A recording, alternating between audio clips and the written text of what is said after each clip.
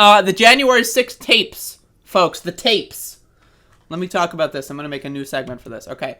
So the J6 tapes, folks. So this is my external hard drive where I store the tapes, all kinds of tapes.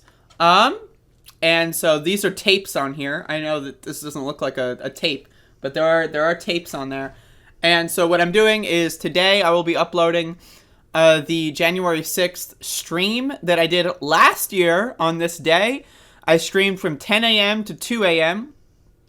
And so I'm going to be streaming that. But the problem is YouTube bans January 6th footage. I don't know why. It's a stupid fuck policy. So I cannot upload it to YouTube.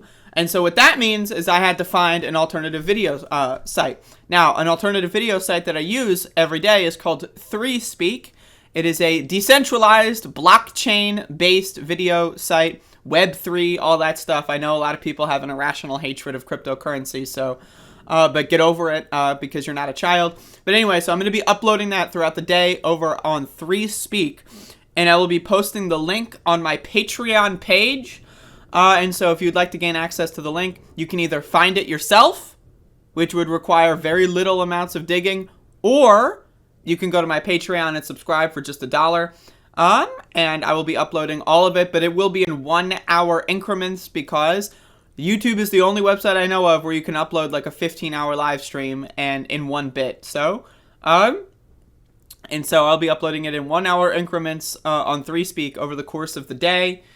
And so, and I will post the link on Patreon. So if you want to watch the original coverage of January 6th, uncensored, unredacted, unedited, go ahead and subscribe to the Patreon, or just do a very, very low amount of research, and you'll find where the videos are posted.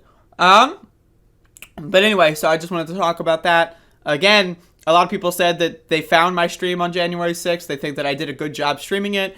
For those of you that don't know, what I did was I had 2 windows open. I had the window of the insurrection attempt itself, the riots outside, inside, and I had C-SPAN, and they were both playing at once. It was a picture-in-picture.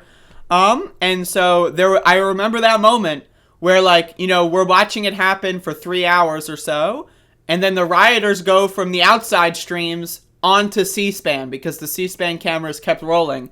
And so it was like, those like toys that were in like the early 2000s, like the little blocks, the cubes or whatever, the cube people with the magnets on the side, and you put the magnets together and the cube people go from cube to cube, right? That was basically what happened on January 6th.